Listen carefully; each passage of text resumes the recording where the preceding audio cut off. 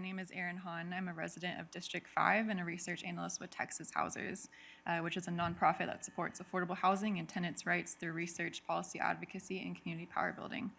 I'm here to speak on Agenda Item 3, possible amendments to the short-term rental ordinance. I represented Texas Housers on the STR task force, and from a housing advocate perspective, we support and appreciate many of the recommendations that the group put forward to increase compliance and protect the integrity of our neighborhoods. However, one area where we deviated from the group and would encourage more discussion is on the topic of permit fees. At the last STR task force meeting, Ray Morales and I, as the two housing advocates in the task force, presented a proposal to further increase permit fees beyond what you'll see presented here today to $325 per year for Type 2 operators and to keep the fee for Type 1 operators at $100 per year, which is essentially the same cost as what the task force proposed, but with an annual renewal.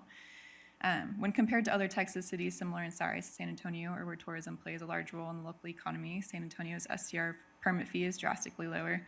Most Texas cities charge more than 2.5 to 8 times as much for an STR permit than what the task force has proposed for San Antonio and require annual renewal.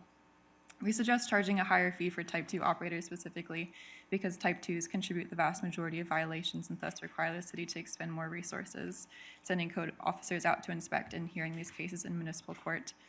We don't want to inhibit the families who use their extra room or the casita out back as a Type 1 STR to earn some extra income.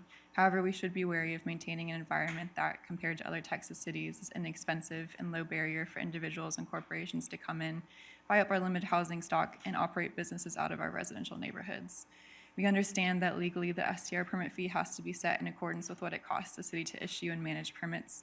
After hearing about the broad range of expenses that other Texas cities are including in their permit fee cost recovery models, we encourage the city to consider whether all costs associated with administering the STR ordinance, such as paying for enforcement software like Avenue, are accounted for in the cost recovery model.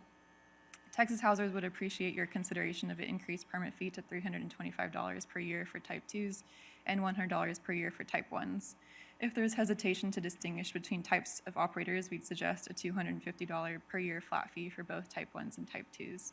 Importantly, we'd suggest an annual renewal rather than a 3-year renewal period, which is standard practice across Texas and allows more opportunity to weed out the quote-unquote bad actor non-compliant operators. And lastly, I'd like to express our utmost support for a source of income protection for veterans, which not only will help expand housing options for low-income veterans, but also set an important precedent in our state towards removing the unjust barriers that voucher holders face in their efforts to secure safe and decent housing. Thank you for your consideration.